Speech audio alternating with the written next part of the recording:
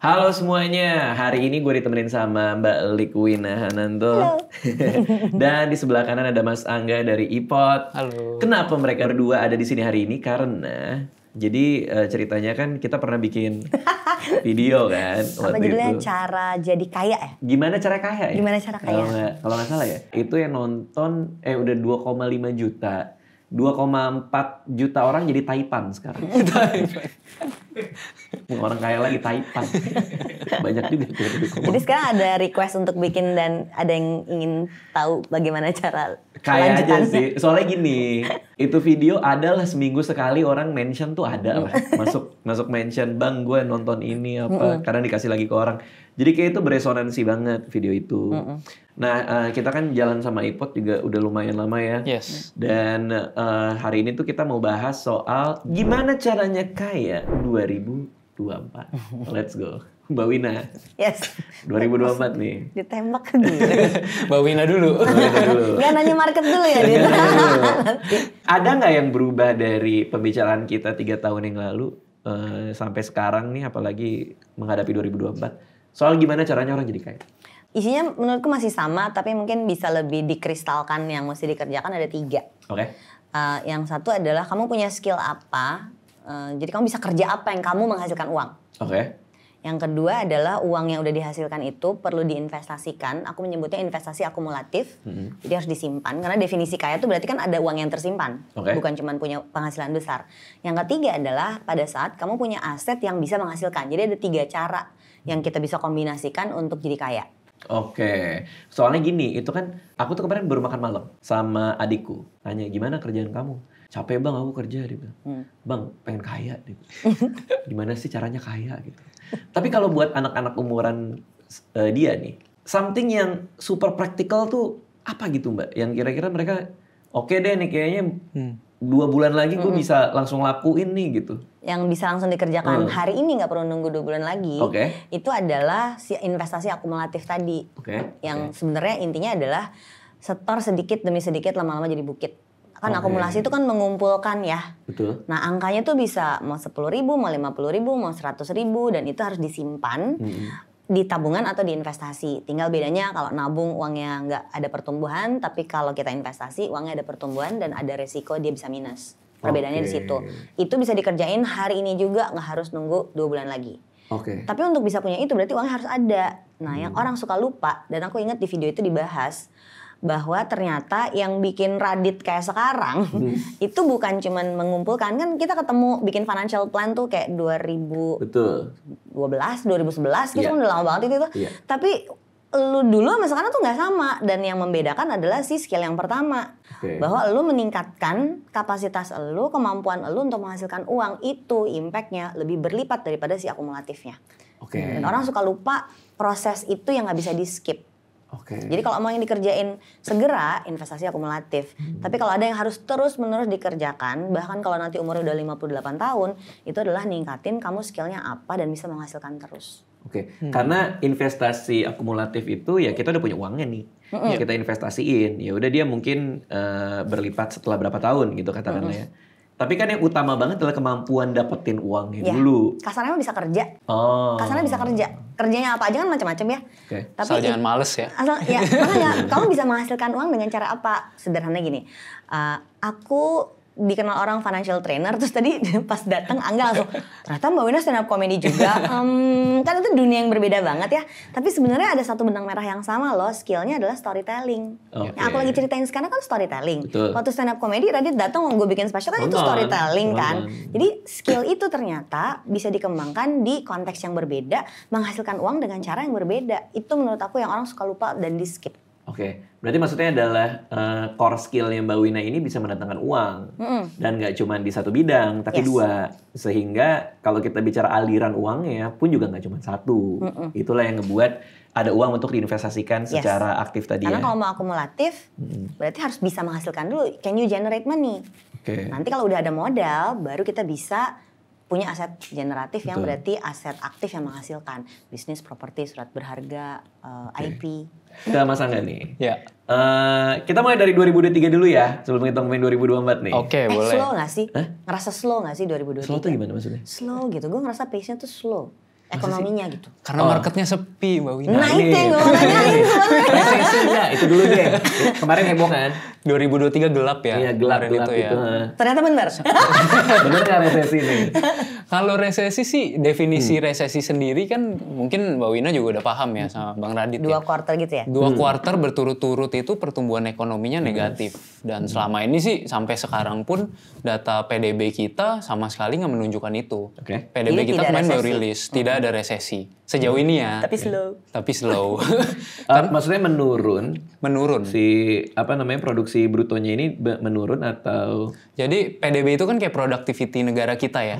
Nah kemarin tuh ekspektasinya di angka 5%-an plus. 5,04 atau 5,05. Nah turns out aslinya pas rilis kemarin di 4,9-an.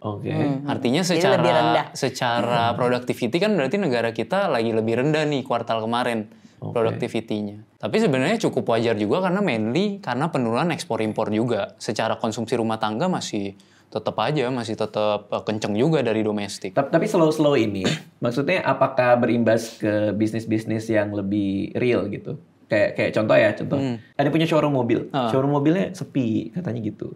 Terus ada yang punya bisnis apa juga sepi gitu. Pembelian konsumsi juga menurun. Bener nggak sih sebenarnya? Kelihatannya sih kalau secara, apalagi mau pemilu kan, sebenarnya secara peredaran uang harusnya lebih banyak. Karena secara historical kalau mau pemilu banyak dana-dana yang digelontorkan, terutama ke kelas menengah bawah itu untuk peredaran uangnya bisa nambah lagi tuh.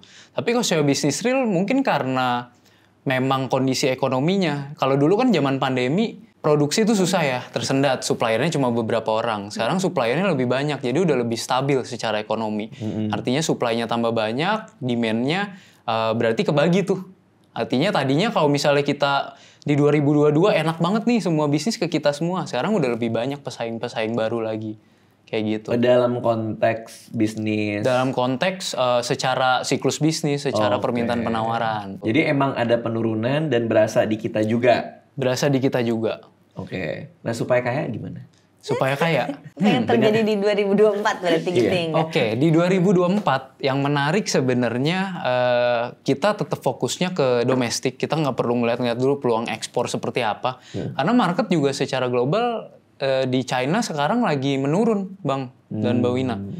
Ternyata ekonominya China itu menurun. Tahu nggak sih di China lagi digelontorin stimulus banyak buat properti di sana tuh. Karena kan kemarin ada yang ambruk tuh ya, Evergrande ya. Nah mereka gelontorin stimulus untuk nge-boost ekonominya lagi. Nah sekarang kita fokusnya ke domestik dulu, berarti lihat kesempatan-kesempatan apa yang bisa kita lihat sekarang secara kalau real bisnis memang sulit secara siklusan, kita lihat secara investasi dong. Karena secara investasi kita nggak perlu fokus ke bisnis tertentu. Kalau bisnis lain turun, kita bisa cari bisnis lain lewat investasi. Ya kan? Kalau misalnya bisnis batubara kemarin tuh agak-agak susah. Nah, kita bisa cari bisnis lain kalau melalui investasi. Kayak gitu opsinya.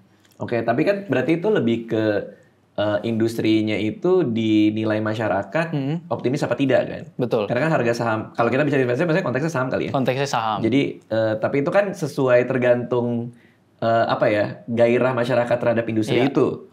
Jadi kalau kita bisa tahu duluan itu akan arahnya kemana, berarti kesempatan buat dapat untung dari investasinya semakin tinggi gitu kira-kira maksudnya. Tapi prediksinya apa untuk 2024? Industri apa? Enggak kan kita ekonomi itu kan tadi lu bilang juga consumption kita dengan domestic consumption 270 juta manusianya yang very strong population, semua harus dikasih makan. Logikanya kan ini yang mendorong pertumbuhan ekonomi kan. Tapi kok gua nggak melihat manufacturing itu jadi saham yang shining gitu. Kalau logikanya tadinya gue pikir ya kan ini semua harus makan, harus pakai baju, harus mandi gitu kan ya. Tapi kok ternyata pertumbuhan di situ nggak kelihatan terrefleksikan di sahamnya. Ini jadi kan ketika orang mau berinvestasi kan kalau kita mau pakai logika pertumbuhan ekonomi didorong oleh consumption gitu. Mana saham consumption yang bisa kita pakai gitu? Karena gini, kemarin kan kita di 2022 dan early 2023 ada recovery kan pasca Covid kan. Itu semua mall rame, semua kegiatan manufaktur, semuanya pulih lagi tuh. Nah, sekarang di kondisi 2023 akhir ini udah mulai slowing down lagi karena kondisi global yang nggak pasti. Terutama di China. China itu salah satu partner dagang terbesar kita tuh. mostly kita jualan ke sana, terutama batu bara gitu ya. Nah, dengan ekonomi di sana menurun, siklus ekonomi di sini pun terdampak. Masih kena. Jadi gue suka banget satu ekonomis namanya Ray Dalio. Tahu? Ray Dalio, dia itu historian, ekonomis, dan dia mempelajari itu siklus bisnis. Oke. Dan dia bilang kita itu ekonomi bergeraknya kayak rantai gitu ya. Kalau satu turun, semuanya turun. One person's income is another person's income juga kan. Jadinya ketika dari sisi globalnya sulit, dari sisi domestiknya juga akan menurun. Yang bisa kita jaga dari dalam adalah domestic consumption. Karena 54% productivity kita itu dari konsumsi rumah tangga. Apalagi kalau populasi kita nambah terus. Nah, yang bisa kita pantau ya menjelang kampanye ini apa? Menjelang pemilu ya tahun depan. Ya terkait dengan consumer goods dan juga terkait dengan media biasanya. Gitu. Jadi saham-saham atau bisnis-bisnis yang berkaitan dengan konsumsi masyarakat, terutama kelas menengah ke bawah itu biasanya akan meningkat menjelang pemilu. Oke, FMCG gitu maksudnya. FMCG. Ini kan Januari, Februari. Pemilunya kan Februari kan? Ya, Februari. Berarti kita mesti mantau itu sampai Februari. Sesudah itu kita ketemu Lebaran. Wah, makin mantep lagi tuh. Iya kan? THR keluar, orang belanjanya biasanya lebih banyak. Benar. Gitu kan berarti kita ngelihatnya. Coba kalau pakai argumen tadi kan ada juga optimisme perbaikan itu udah terrefleksikan di harga-harga saham industri ini di tahun 2022.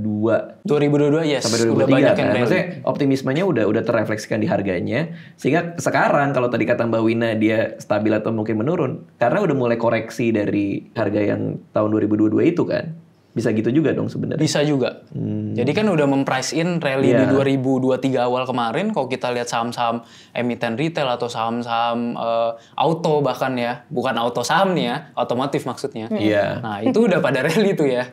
Udah pada rally tinggi. Itu kan sebenarnya memprice in kinerja mereka yang pasca recovery COVID itu. Nah sekarang stable lagi. Oke, 2024. Pemilu nih. Mbak Wina sebagai orang yang udah ngalamin sekitar 25 pemilu. Apa 25 pemilu? Sekarang pilih yang mana gitu ya? 100 tahun dong. Bung Karno. 100 tahun dong dia.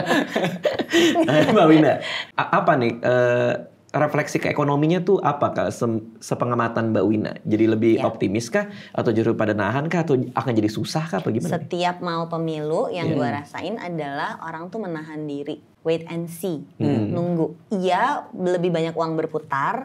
Tapi banyak banget investor itu malah menahan diri. Ntar deh lihat kalau udah ketahuan siapa pemenangnya. Baru gue ambil decision. Banyak banget yang kayak gitu. Investor? Tapi, Investor. okay. Retail. Oh retail, oke. Investor retail. Kayaknya investor besar juga begitu deh. Karena pengen tahu rezim mana yang akan menguasai marketnya. Karena nanti dia yang akan mengambil keputusan. Kebijakannya bahkan sama apa enggak. Kebijakannya dilanjutin apa enggak. Aku ingat waktu Pak SBY menang, waktu Pak Jokowi menang itu perubahan di marketnya tuh kerasa banget begitu dideklarasikan menang, wah langsung tinggi banget. Iya, gitu. bener. Karena untuk yang pemilu berikut kita kan nggak tahu, ini petanya kan lebih gelap daripada 5, 10 tahun, 20 tahun yang lalu kan gitu, 20 banget ya. Jadi kitanya jadi nggak tahu ini siapa yang akan lebih unggul nih nggak kelihatan. Kalau aku sebagai orang yang udah pernah pemilu nggak 25 kali ya. Nggak bisa ngelihat yang sekarang nih siapa. Kalau kemarin tuh kan kerasa banget ya, yang sebelumnya tuh orang ekstrim condong ke A atau condong ke B. Kalau yang ini tuh kayaknya yang lebih rata ya. Nggak tahu ya siapa yang bakalan menang. Yang mau gue dukung aja siapa belum tahu. Banyak yang kayak gitu. Kalau mau dukung siapa aja belum tahu. Mau investasi sekarang atau enggak juga banyak yang belum tahu. Tapi kalau dari sisi sebagai orang yang punya financial plan, kita nggak bisa wait and see. Kita tetap harus kerjain investasi kita sekarang. Nggak bisa nunggu nanti deh lihat siapa pemenangnya, nggak bisa, Dit. Ada produk-produk investasi yang menurut gue tidak perlu nunggu wait and see. Yang nggak berhubungan sama saham misalnya. Lu tetap harus nyimpen di produk pasar uang. Karena uang lu tetap harus disimpan dan diputarkan. Jadi perhatiin tujuan finansialnya. Kalau yang jangka pendek di bawah 1 tahun, di bawah 3 tahun, nggak mau masuk ke produk saham karena mau wait and see dulu, ya nggak apa-apa. Tapi lu tetap harus investasi. Jadi ketika ngomongin investasi, jangan berpikir investasi itu hanya ke saham aja. Karena kan ada market lain, ada fixed income, ada money market. Yang artinya kalau kita memang punya uangnya, harus diputerin. Oke. Nggak bisa nunggu siapa presidennya. Setuju gue Bang, disimpan di tempat yang tepat. Karena waktu itu gue pernah lihat nyimpennya di kotak kayu. Aduh. Uang cashnya. Pasti buka. Pasti temennya lagi Pramusa tuh. Iya. Bambang bukan? Paul kayaknya. Oh iya, dia mah emang. Taunya dimakan sama rayap, itu juga bahaya. Betul. Kalau memang dia udah punya plan, sebenarnya kondisi market apapun dia tetap masih bisa beli katakanlah saham ya. Mungkin reksadana saham tuh masih mungkin ya. Karena kadang-kadang orang suka, "Bang, gue takut banget Bang, ini situasi kayak gini, gue nggak mau invest dulu Bang, gue nunggu." Apa nggak lebih baik dia tetap nyicil? Kita nggak gitu? bisa menyembuhkan takutnya, Dit. Wajar kan orang takut. Yeah. Tapi yang mesti diingetin adalah gue nggak mau invest dulu. Tunggu, yang lu nggak mau invest tuh apa? Kalau lu nggak mau invest saham, produk lain tuh ada. Ada fixed income, ada money market loh. Jadi kadang orang mikirnya investasi tuh hanya saham aja gitu. Padahal ya kalau gue sih saham tetap ada masuk. Nggak gue keluarin sekarang. Mau pemilu gue keluarin kan enggak. Tinggal kalau memang ada dananya gue tambahin, kalau enggak ya gue biarin gitu, tapi nggak gue cairin kan gitu. Nah orang-orang yang bilang gue takut, kita mesti clarify dulu yang dia takutin tuh apa. Karena nyimpen di money market kan nggak minus dia kalau lagi market naik turun pun baik-baik aja. Kalaupun ada masalah kayak ini zaman dulu banget ya, 2008 2005 gitu. Waktu market ada masalah, money market itu nggak minus tapi on hold dulu, nggak bisa dicairin 6 bulan gitu misalnya. Produk kayak reksadana pasar uang pernah kayak gitu. Nah ini yang akhirnya menurut gue perlu diperiksa dulu, lu tuh takutnya takut apa. Jadi banyak banget orang takut karena nggak ngerti doang. Tapi kan takut itu valid ya.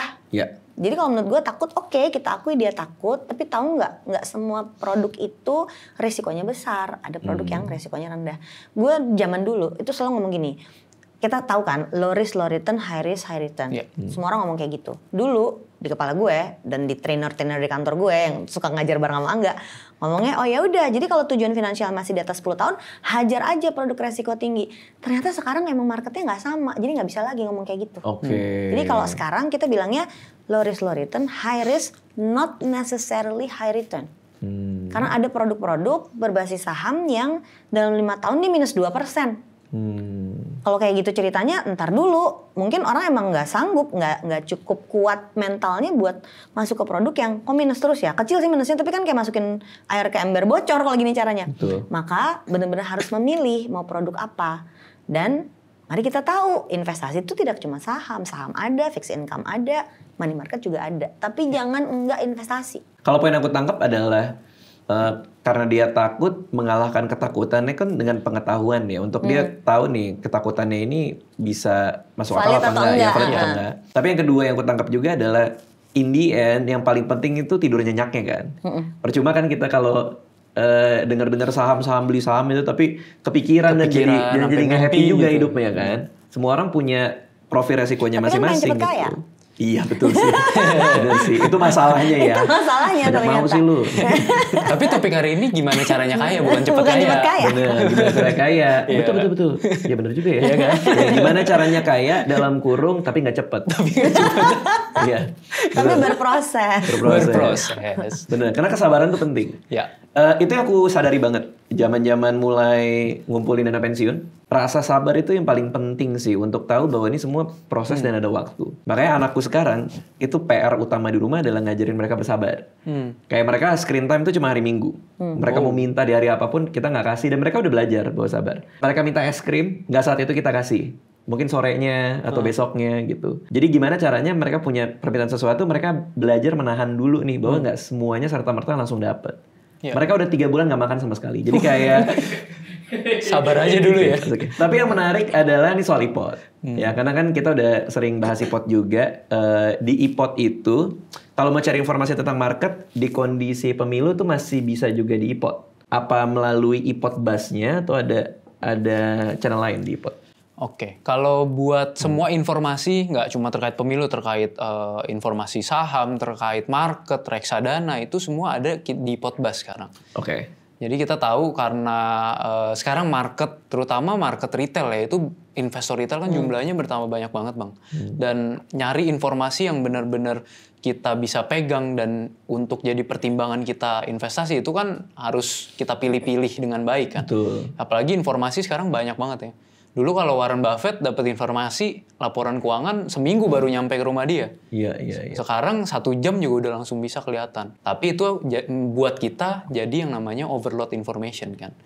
Gitu. Jadi e-Podbuzz kita bikin sehingga teman-teman dari investor ini bisa langsung lihat semua informasi di e-Podbuzz itu. Jadi tanpa perlu registrasi itu udah bisa baca semua kontennya. Termasuk yang simulasi kan, simulasi investasi juga bisa. Yep. Kemarin tuh jadi istriku itu kalau beli saham minta dibeliin. Jadi dia ngasih HP-nya. Kamu sayang aku takut gitu. Akhirnya gue ajarin nih cara belinya. Karena waktu itu lagi di luar kota kan lagi show stand up kan, lagi tour. Suatu saat dia beli nih di iPod kan, terus berapa bulan kemudian dia cerita gitu bahwa sayang naik sayang, nggak tahu dibeli simulasi. Simulasi.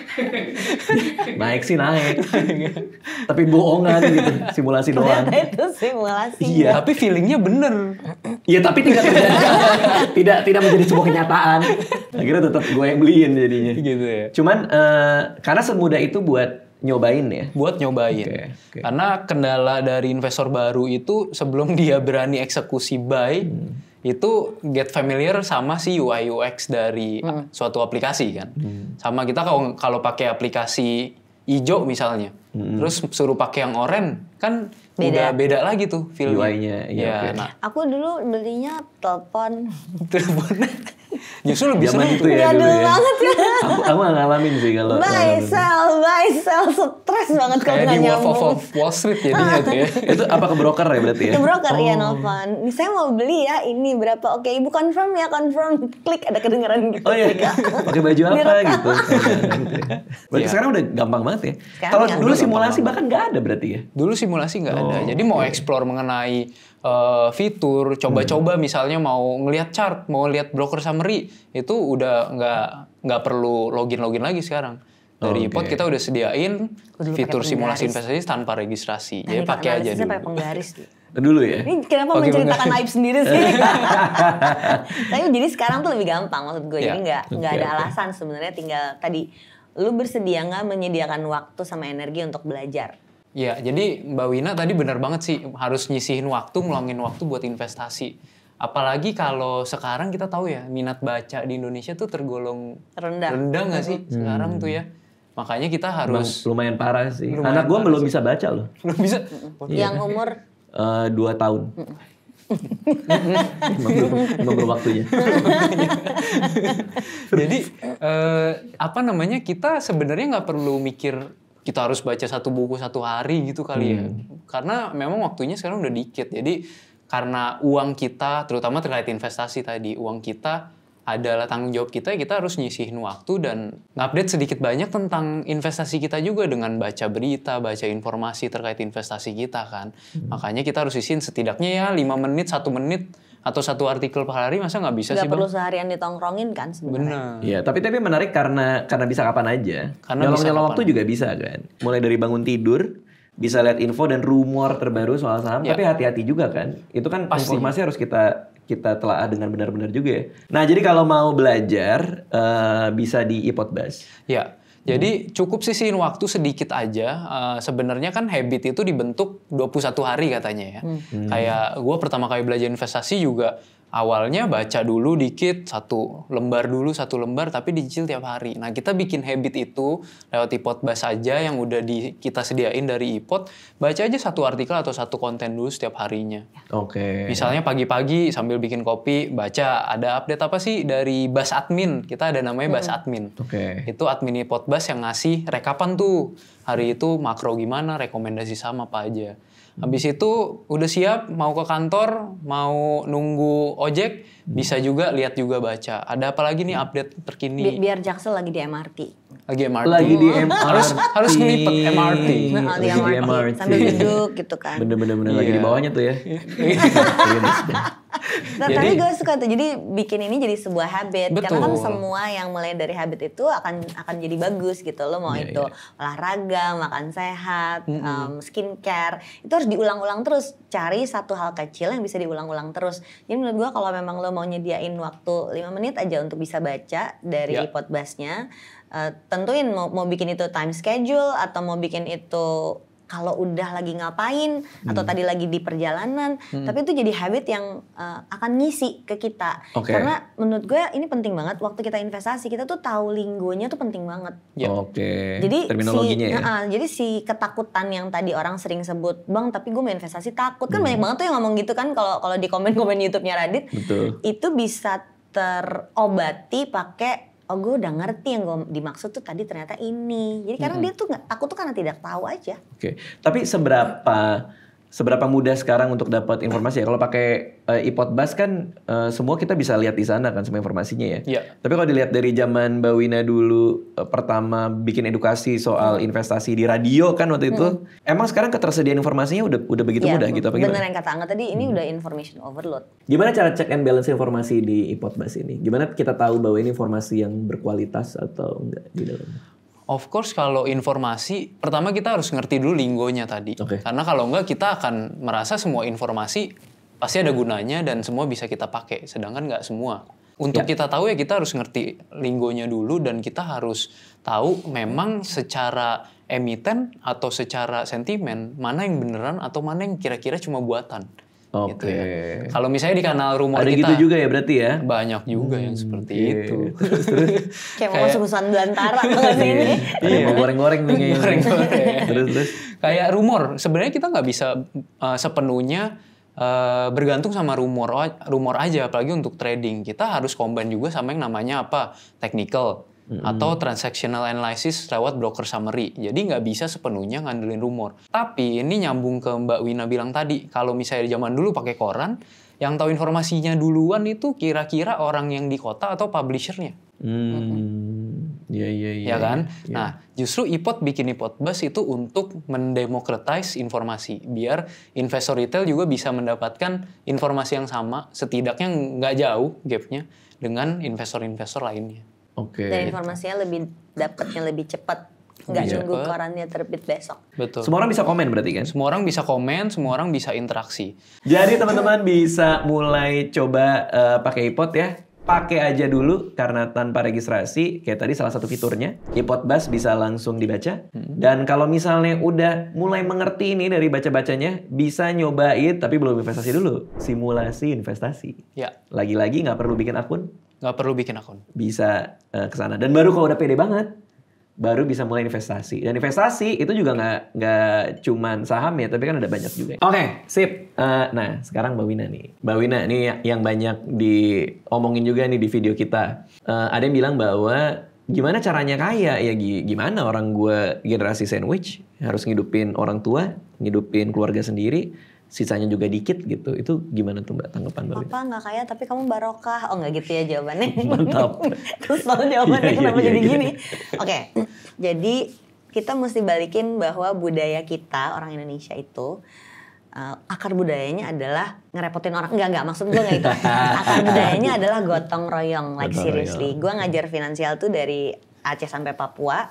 Di semua kota selalu akar gotong royongnya itu kuat banget. Tinggal kadarnya aja mau sedalam apa. Nah, jadi semua akan jadi sandwich generation pada waktunya. Oh gitu? Ya.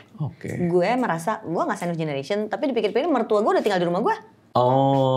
Berarti sebenarnya gue juga sandwich generation dong. Yang membedakan adalah ada uangnya apa enggak.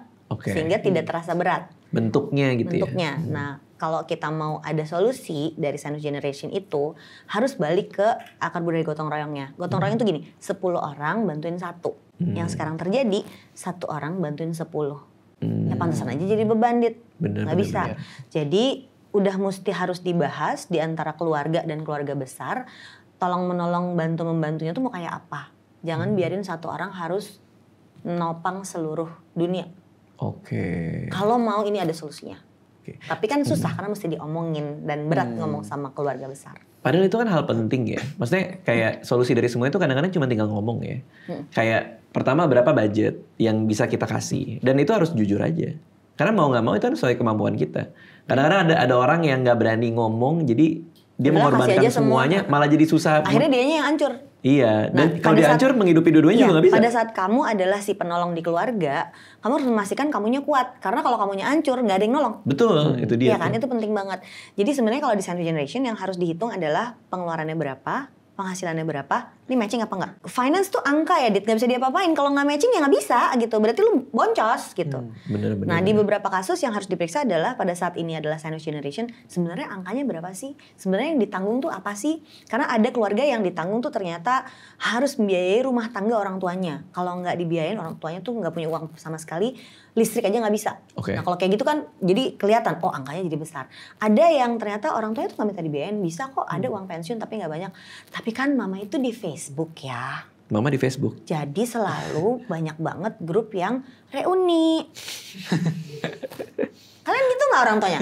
Nyokap gue tuh dalam 3 minggu udah pergi 3 kali. Mau kemana sih Ma? Pergi sama siapa lagi gitu. Gitu ya? Karena reuni terus Ada gitu. macam-macam kelompoknya ya.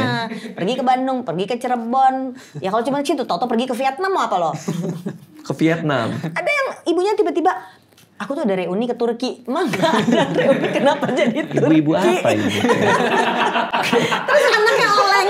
Reuni ke Kenapa jadi reuni ke Turki? Lagi murah, Turki lagi murah. Dan ibunya tuh cuman pengen dibiayain kalau dia mau hore-hore gitu. Iya kan kalau cuman bayar listrik dia mampu, tapi ke Turki dia nggak mampu. Maksudnya teman-temannya emang pengen ke Turki juga. Jadi rame-rame, kita reuni diajak ke yuk Turki. rame-rame.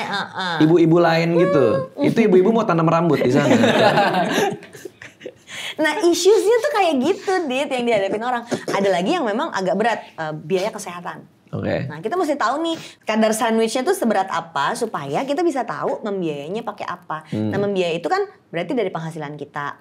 Ada yang bilang, iya aku tuh diminta berhenti kerja sama calon suamiku. Tapi nanti yang biayain ibuku siapa? Menurut lo? Kalau lo diminta berhenti kerja, dia yang biayain. Akhirnya ini bisa jadi alasan untuk bilang sama pasangannya, aku boleh kerja ya, karena kita jadinya bisa gabungin 2 kekuatan untuk biayain 2 keluarga besar gitu. Ada lagi yang akhirnya memutuskan, gue bikin satu usaha kecil di rumah orang tua gue. Dari usaha kecil itu bisa nambah-nambah buat ngisi dapur orang tua gue. Ada lagi yang kemudian akhirnya memutuskan, gue mesti ngomong sama keluarga. Karena ternyata si kakak paling besar ini udah biayain semua adiknya, biayain orang tuanya. Dan sekarang si kakak ini umurnya udah di atas 45. Capek dia akhirnya. Adik-adiknya gak tahu selama ini. Loh, abang gak usah. Tenang aja, itu bagian kita. Sekarang kita yang lebih muda-muda yang bantuin abang gitu. Jadi yang tadi gue bilang, yang nolong gak 1 orang, yang nolong 10 orang untuk nolong 1 orang. Kayak gini yang menurut gue harus dipikirkan sebagai solusi sandwich generation. Karena biar gimana juga kalau penghasilan lebih rendah dari pengeluaran, pasti gak cukup. Itu angka. Tapi itu semuanya tuh soal komunikasi ya.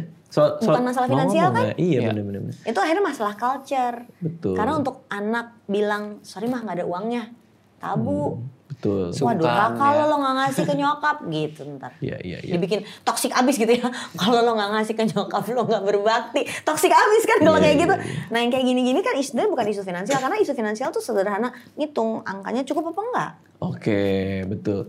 Nah di iPodcast sendiri, tadi kan kita bicara rumor apa segala macam. Pembahasan-pembahasan kayak gini ada juga nggak? Retire early lah atau soal membagi-bagi financial planning, ada juga. Ada aja user yang ngepost soal financial planning, budgeting, soal curhat-curhat mengenai keuangannya dia juga ada. Oke, karena waktu itu sebenarnya gue sempat ngelihat ada beberapa yang curhat sekasual itu sih. Iya. Maksudnya nggak melulu soal emiten gitu. Gak melulu soal emiten, gak melulu kaku. Memang kita buat semua kalangan ya. Justru teman-teman yang baru belajar jadi gak terintimidasi kan. Kalau misalkan ceritanya itu lebih gak baku, Bang. Oke. Dan kita juga dari sisi Podbus, gue bareng tim Podbus yang lain juga ngejaga biar environment-nya, lingkungan si Podbus ini enak nih. Kalau misalnya ada yang pelanggaran-pelanggaran kita langsung semprit, langsung kita remove. Ada juga ya orang iseng-iseng gitu ya pasti ya. Ada pasti. Di semua forum kan. Oke, terakhir nih 2024 outlook-nya gimana? Outlook 2024. Kalau menurut gua 2024 tergantung kondisi global nih. Semoga aja kondisi globalnya terus membaik nantinya sehingga setelah pemilu juga kondisi market itu udah cenderung lebih stabil. Apalagi kan kalau kita lihat secara global, The Fed, Bank Sentralnya Amerika udah mulai katanya mau nurunin suku bunga nih di bulan Mei nanti. Kalau misalkan benar, artinya kan kalau suku bunga turun untuk aset-aset agresif terutama saham itu cenderung lebih menarik lagi nantinya. Dan bisnis real pun nanti juga akan terdampak secara positif. Jadi semoga aja udah lebih stabil. Selain itu juga kebijakan-kebijakannya pemerintah semoga bisa mendukung rakyat-rakyat seperti kita juga. Oke. Gitu. Buat 2024 tantangan buat financial planning sendiri buat diri kita tuh apa tuh Mbak kira-kira? Melawan takut menurut gue itu penting. Oke, karena pemilu. Karena pemilu, jadi banyak yang khawatir ini nanti masa depan jadi abu-abu. Dan kita tuh kan, ya gue pernah bahas sama lo ya di salah satu videonya di YouTube lo tuh yang ngebahas kalau kita tuh patrilineal, jadi selalu sangat membutuhkan sosok pemimpin. Jadi pemilihan presiden ini mungkin kita anggap udahlah gampang, enggak. Ini tuh penting banget karena kita selalu suka atau tidak suka, kita tuh sangat butuh orang yang kita pandang akan mimpin kita. Jadi setiap mau pemilu tuh kita ada tuh secara budaya merasa gelisah nanti yang akan mimpin gue siapa. Padahal kan sebenarnya destiny lu tentuin sendiri, nggak harus nunggu presidennya siapa kalau mau investasi kan sebenarnya. Nah, gue mau ngingetin aja kalau investasi itu seperti belajar berenang. Kalau kita belajar doang, simulasi doang, nggak praktek-praktik, nggak akan pernah bisa berenang. Tapi kalau kita mau berenang, nggak langsung harus terjun ke lautan bebas kan. Belajar aja dulu di kolam cetek. Dengan cara begitu, lu nggak membuat kondisi pemilu itu membuat keuangan lu dan financial plan lu berhenti. Itu yang menurut gue khawatirin, jangan sampai hidup lu berhenti hanya gara-gara mau pemilu. Jadi yang paling penting itu jangan takut juga, tapi tetap optimis aja ya. Optimis tapi nggak blindly optimis juga. Jadi menurut gue ya life goes on gitu loh. If your life goes on, investmentnya harus jalan terus karena uangnya kita kan terus terima dan harus disimpan. Kita terus menghasilkan uang, uangnya harus disimpan, mau disimpan di mana? Kan nggak dalam kotak kayu. Nggak dalam kotak kayu. Uangnya disimpan di investasi. Kalau khawatir soal investasi resiko tinggi, ya pakai investasi resiko rendah, tapi tetap investasi. Kalau di 2024 sendiri, kalau dalam konteks bisnisnya gimana Mbak Wina? Mbak Wina kan juga ada bisnis juga kan? Bener-bener nunggu habis pemilu sih. Sama tapi ya semua itu ya? Iya. Wait and see pasti. Kalau gue kan bisnisnya training finansial itu nungguin budget corporate. Budget corporate emang bakal keluar sebelum pemilu? I don't think so. Jadi memang ini baru kita syuting di November ya, disiapin. Jangan bilang gara-gara pemilu terus bisnis lu berhenti, enggak kan? Ya udah tahu kok Februari. Kita tahu semua pemilu akan terjadi di Februari, maka dari sekarang kita udah bikin dong program berikutnya apa supaya bisnis lu tetap floating. Tapi persoalannya banyak bisnis yang B2B ya, maksudnya kayak lebih ke perusahaan-perusahaan juga B2B, gitu. Kan? Itu berarti menghadapi 2024 lebih ke planning kalau ada penurunan pendapatan gimana nih paling nggak selama kuarter 1 gitu ya kira-kira ya? Pasti udah harus nyiapin itu kalau menurut gua. Karena kuarter 1 banyak banget yang wait and see. Budget pasti akan banyak ditahan. Kalau udah kayak gitu, berarti lu mesti siapin apa? Jangan lupa kalau bisnis itu selalu ada grosir, ada retail kan. Grosir yang B2B-nya, retailnya tetap bisa jalan. Jadi kalau yang grosirnya lagi sepi, retailnya selalu jalan. Retail tuh buat gue kelas yang individual tidak pernah tidak ada kelas. Selalu ada terus. Angkanya tentu jauh lebih kecil daripada yang corporate, tapi nggak pernah berhenti. Jadi bisnisnya punya dua kaki. Nah ini mau bisnis apa aja ya, mau lo jualannya kue, mau jualan baju, harus mikirin dari sisi seperti itu. Periksa pembeli lo tuh kebutuhannya apa, kita satisfy kebutuhannya dia, bisnisnya nggak akan mati. Tips investasi, terakhir banget nih. Tips investasi, pastinya cari informasi yang benar. Ya, lalu coba tadi yang Mbak Wina bilang praktek. Jangan cuma baca laporan keuangan 1 tahun 2 tahun tapi nggak terjun investasi gitu ya. 1 tahun 2 tahun. Ada yang begitu Mbak Wina. Ikut kelas terus-terusan sampai setahun tapi belum berani terjun. Langsung terjun aja karena jam terbang yang lebih penting. Dan yang ketiga adalah yang tadi konsisten. Bikin habit, dicicil-cicil karena nanti nggak berasa tiba-tiba udah jadi lifestyle baru ya. Sama kayak olahraga. Dikit lagi deh Mbak, mau nanya lagi deh. Kan karirnya dulu financial planner. Siapa tahu kan ada nonton juga nih. Dia mau pivot nih di 2024 nih ke profesi lain. Itu gimana caranya? Kan jadi stand up comedian juga. Tahu skillnya dulu Dit. Oh ini tadi storytelling tadi.